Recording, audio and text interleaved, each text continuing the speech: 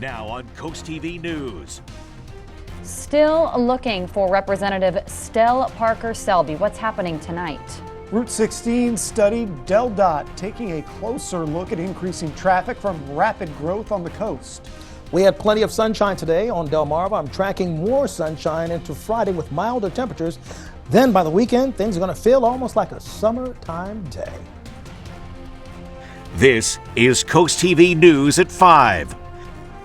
Representative Stell Parker Selby still missing at the legislature, and new questions from politicians tonight. Good evening. I'm Madeline Overturf. And I'm Charlie Sakaitis. Welcome to our News at 5. We begin tonight with continued coverage of the unknown health status of District 20's Democratic Representative Stell Parker Selby. We begin this evening with new concerns about the legislator's ongoing absence. The Sussex County Republican Party speaking out tonight. The GOP says, quote, "We are encouraged by reports of her progress and remain hopeful that she will be able to return to active service on behalf of the 20th District. However, if no communication is provided to the public or her constituents regarding her status by that time, meaning spring recess next week, it'll only deepen the concerns surrounding representation in the 20th District." And tonight, District 20 Democrats are holding a social gathering in Lewis where representatives from the party will be in attendance, but not clear yet if Representative Stell Parker Selby will be there. CoastTV News reporter Brandon Ferguson joins us live there. And Brandon, what are you learning when you're there right now? Maddie, I spoke with District 20 Chair Sue Neiden, who tells me Stell Parker Selby will not be attending this meeting tonight. And we asked her about a possible second stroke Selby suffered. She said that is not true. And Neiden said her communication has strictly been through text and email with Parker Selby. And we'll have more for you on CoastTV News at 6 as we go into the meeting and try and learn more about Stell Parker Selby. Live in Lewis, Brandon Ferguson, CoastTV News. Brandon, thank you. And looking ahead at Legislative Hall in Dover, spring recess begins Monday, April 22nd. And ends Thursday, May 1st. The Republicans, again, hoping they see Parker Selby before that. The House is then back in session after that, Tuesday, May 6th. To Maryland, state legislative session recently ended and there were several actions taken that could impact the Eastern Shore. The overarching concern is with the recently passed budget, which calls for $2 billion in cuts and $1.6 billion in tax and fee increases. That's to try to erase a $3.3 billion deficit. A bill also passed that gives the state the authority to allow solar farms and energy storage sites and prevent local leaders from denying the solar projects. DelDOT held a workshop this morning to talk about its plans for Route 16. DelDOT says the study aims to improve the road while making conditions safer for bicyclists and pedestrians. DelDOT says they're currently reviewing traffic data and modeling results, especially on the eastbound traffic from Ellendale to Route 1, since that's where they say most of the through traffic is towards the beaches, especially in the summer. Increased commercial development along Route 16 is also one reason for the study, according to DelDOT. That takes a lot of different data from lots of different groups that are making really educated guesses and estimates on where we think growth is going to happen and what pace we think growth is going to happen. And DelDOT says a new traffic pattern at Route 1 and 16, that's where they're building the overpass, that will begin on April 21st. In Fenwick Island, the town is looking at a New York court case to block the wind farm project off of the coast. The town is posting a recent decision against the Bureau of Ocean Energy Management, stating the Trump administration is ordering the agency pause a project set to happen in that state after, quote, serious deficiencies, unquote, in the Bureau's permitting process. The order also states that all of the agency's other projects, which includes plans on Delmarva, are under review for the same reason. And now we're taking a live look outside into Lewis. Let's check in with our First Alert Chief Meteorologist, Paul Williams. Paul, you get to be the good guy for the next couple of days. Well, say hello to the good guy is what I'd say right now. Well, listen, it was good and cold this morning, a bit of a frosty start. 35 for the starting point in Ocean City, as well as Georgetown, 36 for the starting point in Cambridge. We were concerned about the possibility of frost and actually had an advisory that was issued for us a little bit earlier. Now, with that being the case, we're right now holding at 51 Rehoboth Beach, but 10 degrees warmer at 61 right now. But here's the wonderfulness of the entire forecast. The winds have backed off, making the day feel a whole lot better. By the way, here's an update, breaking news as far as weather is concerned. We are finally, for the first time since September 2024, no longer under a drought or abnormally dry situation throughout the entire Sussex County area. That's good. That means we're turning the corner in the right direction as far as the moisture content is concerned throughout the soils, and that's going to be helpful for the folks, particularly the farmers that are dealing with it. Take a look at some of the rainfall updates. As of recently, we're 1.3 inches above our norm for the month, and then as far as the year is concerned, we're over 3.25, 3.3 to be exact, in excess. And this has been a long journey away from this, and this is just the beginning as we get ready to start enjoying more spring-like conditions. All right, Paul, thank you. Another school shooting in America. This at Florida State University in Tallahassee. Here's video from the scene. 2 people killed, 5 wounded there. The police chief says authorities say a 20-year-old gunman was the son of a sheriff's deputy, and the deputy's service weapon was found there at FSU. According to law enforcement, the suspect is in the hospital. That shooting took place in the area of Florida State's student union. And in related news, Delaware lawmakers trying to strengthen legal consequences when it comes to shooting.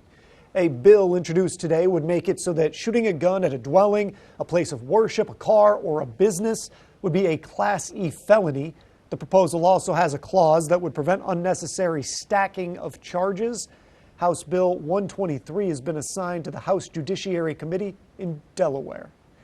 And new developments today in the fight between the nation's oldest university and the Trump administration. The Department of Homeland Security is threatening to strip Harvard University of its eligibility to host international students. This comes amid a funding freeze and potential loss in Harvard tax-exempt status. Lee Waldman shows us the actions planned at the campus and campuses across the country. A battle is ramping up between Harvard University and the Trump administration. Wednesday, Homeland Security Secretary Kristi Noem sent Harvard a scathing letter demanding detailed records of Harvard's foreign student visa holders' illegal and violent activities by April 30th, 2025, or face immediate loss of student and exchange visitor program certification. A spokesperson for the university said late Wednesday Harvard is aware of the letter and that it will not surrender its independence or relinquish its constitutional rights. The DHS letter also refers to anti-Semitism, but doesn't outline specific incidents. Andrew Crespo, a Harvard professor and general counsel, says this isn't about anti-Semitism. This is a president who, when he was campaigning for office, said that he didn't like what was taught at America's universities and that he was going to bankrupt them unless they started teaching something different. This comes as the IRS is making plans to rescind the tax-exempt status of Harvard, according to 2 sources. Secretary of Education Linda McMahon suggests Harvard wouldn't be the only university looked at by the IRS. I've only heard the reference right now to Harvard, but I think if IRS looks at it, they might look at it across other universities, but that's a guess on my part. The administration has already blocked more than $2 billion in funding from the nation's oldest university after Harvard rejected the Trump administration's demand for policy changes at the school.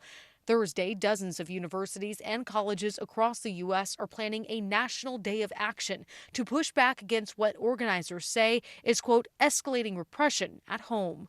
In New York, I'm Lee Waldman. New tonight, President Trump's plan to end birthright citizenship is still on hold. The Supreme Court deferred Trump's request that would have allowed him to enforce the plan. But the High Court will hear arguments about Trump's request to restrict orders by lower court judges, which could impact the citizenship case. Birthright citizenship gives legal citizenship to all children born in the country, regardless of the citizenship of their parents. Finding forever homes in Somerset County with a dog shelter at capacity, people being asked, please adopt. And building warmth over the next few days leading into our Easter Sunday. I have the latest on how high temperatures will rise so much, you'll look at an 80-degree possibility. But first, from challenges to crowns, we're going to show you The journey for one Delawarean who will represent the state in a national competition? That's up next.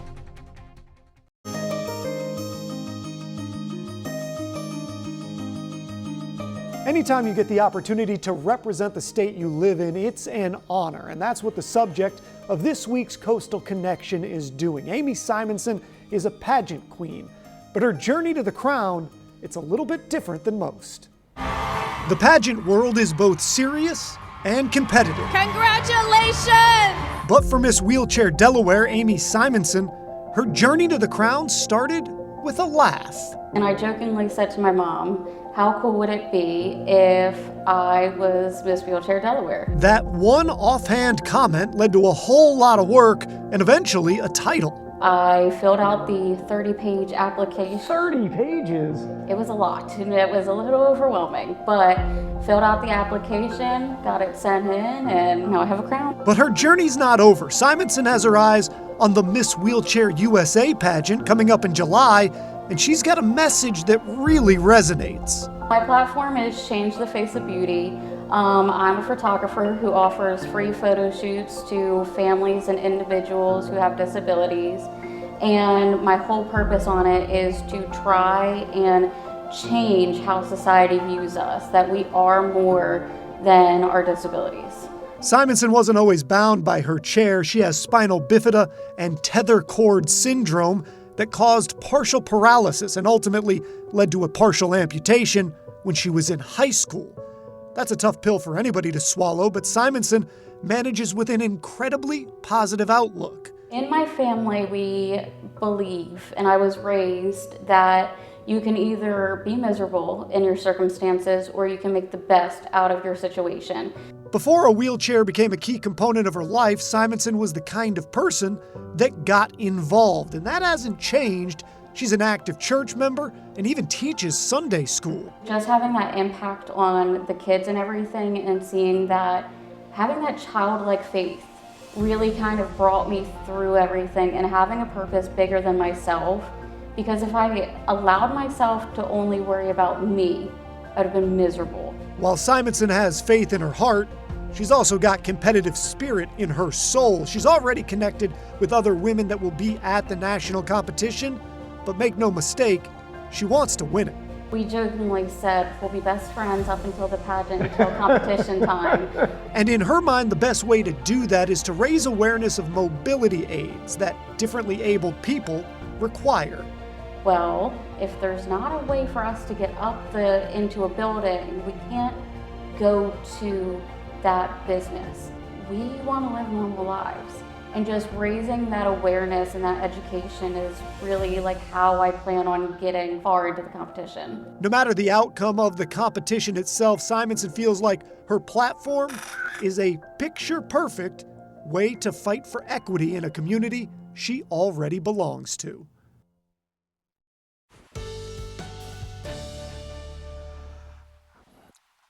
I can say without any reservation, things are continuously getting better as far as your forecast is concerned. In Milton, as I was walking across the grass, a lady said, "What are you going to do about this cold weather?" All right, I'm doing it for you. How's that? I'm joking because I obviously don't control the weather, but take a look at our Irish Eyes camera.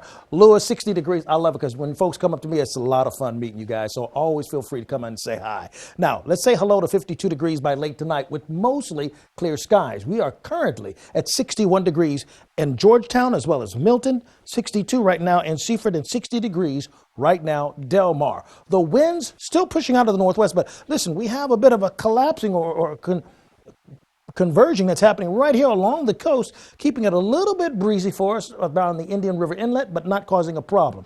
The drought finally busted. After nearly 7 months of drought conditions, we're no longer abnormally dry or any drought category. Sunny skies will continue into Friday, and then exciting Easter weekend. With summer-like conditions expected, temperatures will escalate into the 80s. Here's the latest rendition of what's happening. We're not even abnormally dry across Sussex and our entire viewing area, with the exception of Cambridge, right over in Cambridge, still a bit with moderate drought to abnormally dry, but things are now finally getting better. Now, our chances of rain over the next few days, unfortunately, staying low till we get to Monday.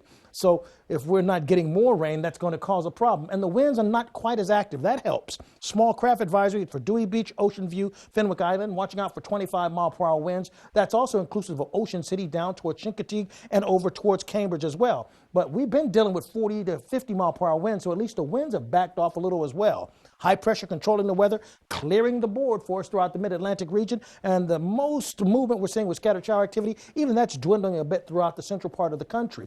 Overnight, into the 40s we go, clear skies, winds out of the south. We anticipate sunshine for tomorrow, and we'll clock 72 degrees by 2 o'clock, and we will stay in the 70s with the winds pushing out of the south, picking up a little more momentum.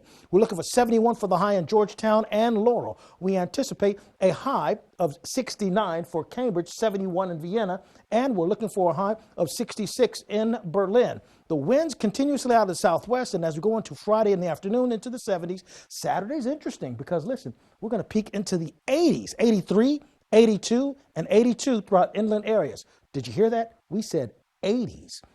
We're looking for warm conditions to stay very dominant throughout the entire East Coast as a result of that. And the next round of rain, we're going to see maybe a passing shower. It's going to be a little on the quick side for Monday. So we hope we'll get more rain in here so we don't fall back into that drought extremely or abnormally dry pattern.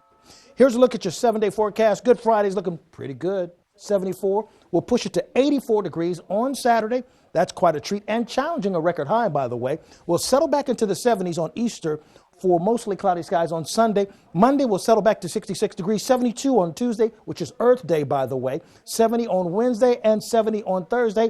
Bottom line is we finally shake off this crazy flirtatious reaction and relationship we had with wintry temperatures because, hey, let's just say it together. We're over you, winter. Thank you, Paul.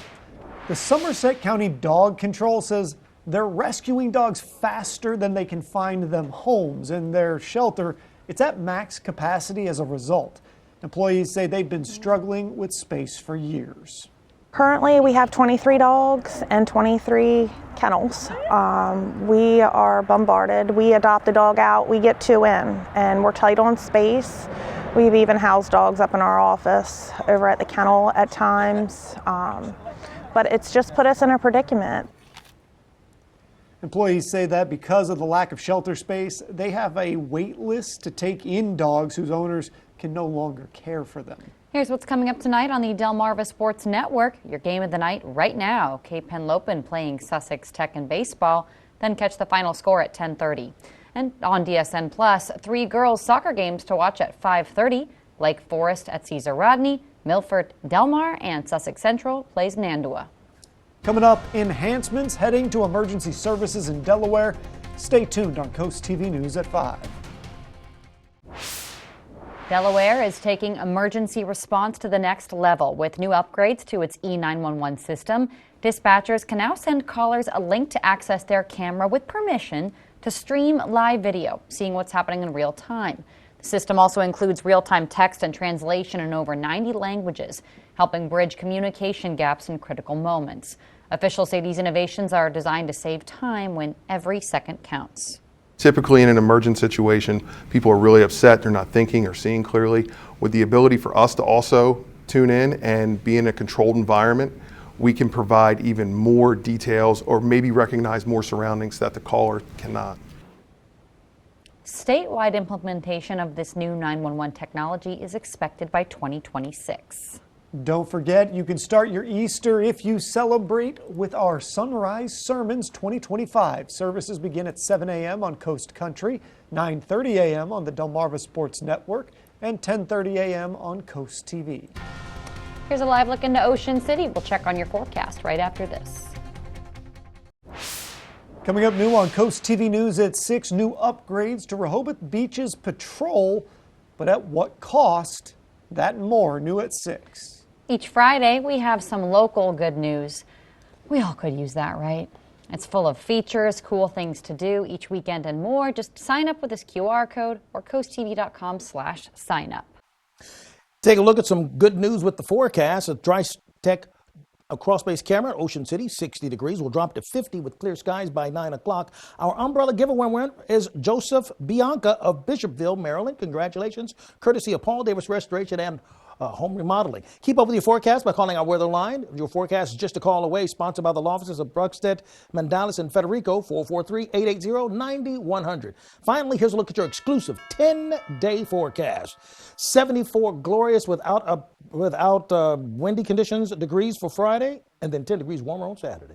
Paul, thank you, and thanks for joining us here for Coast TV News at 5. For more news, more local weather, download our Coast TV News app. Inside Edition is up next. And we're going to see you later tonight for Coast TV News at 6. Have a great evening.